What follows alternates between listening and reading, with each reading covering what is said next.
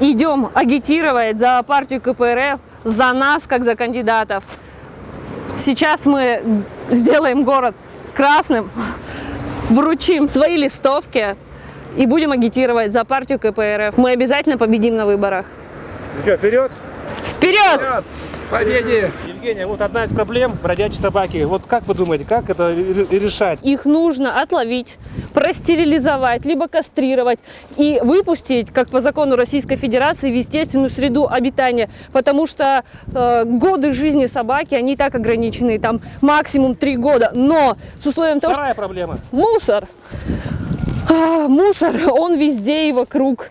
Это, опять же, все зависит от управляющих компаний. Управляющие компании должны работать. А чтобы управляющие компании видели эту проблему, жители должны обязательно писать обращение о том, что у них на их, получается, придомовой территории валяется мусор.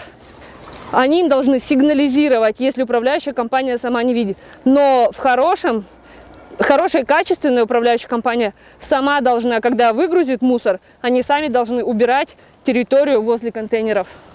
Народ должен любить свой город, чтобы не было вот таких куч мусора.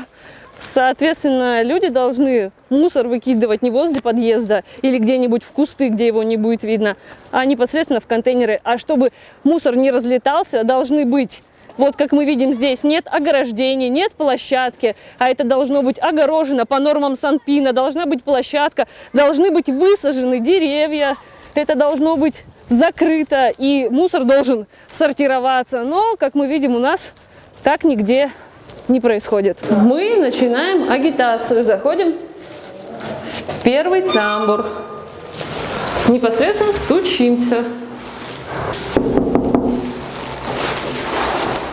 Видимо, дома нет никого. Поэтому мы агитационные материалы, чтобы люди были в курсе, оставим им, чтобы когда они пришли домой, уже их увидели.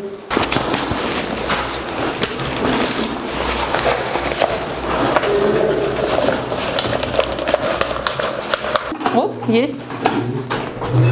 Добрый день, здравствуйте.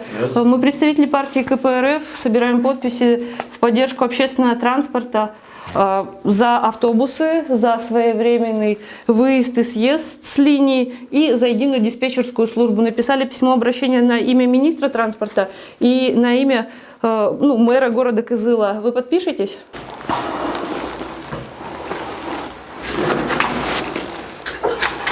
Действительно рабочее время, и многих еще жителей нет дома, соответственно, на работе. Поэтому мы агитационные материалы оставим в дверях, чтобы, когда они пришли домой, они уже обнаружили. А там наша агитация, там буклет наш, наша газета, в которой прописана наша программа, наши тезисы основные. Поэтому они уже спокойно могут вечером ознакомиться. Также хотим предоставить вам агитационные материалы. Можно вас, пожалуйста? В избирательном списке партия КПРФ будет номер 5. Приходите на выборы 11 сентября. Вы не подскажете, ваши соседи бывают дома? Не знаю. Мы им оставим тогда агитационный материал. Спасибо. Также мы оставим вам агитационные материалы партии КПРФ. Я Евгения Бочарова, баллотируюсь на ваш округ. И также здесь газета с нашими тезисами. Есть еще канал «Республика» на Ютубе и также есть в Телеграме. Вы можете подписаться и дальнейшую судьбу именно вот этого документа. Вы можете отсмотреть там. Голосуйте за партию КПРФ в списке. Мы номер 5. Приходите 11 сентября. До свидания. Всего доброго. Это я кандидат в депутаты Хурала, представитель на ваш участок. Это наша газета, тут с программой, там все прописано, наши тезисы, то, что мы хотим сделать. Ознакомьтесь, пожалуйста.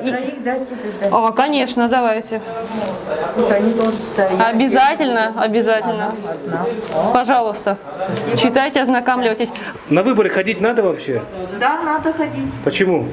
Потому что нужно, выбор, это преобразование нашей жизни, нашей тулы, улучшение жизни народа. Да. Обошли 2 подъезда.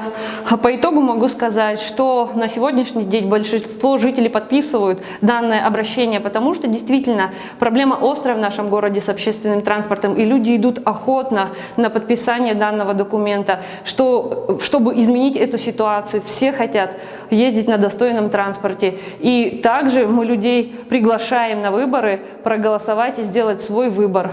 Здравствуйте. Здравствуйте. Мы представители партии КПРФ. Собираем подписи Партии, да? партия КПРФ. Я коммунистка, да?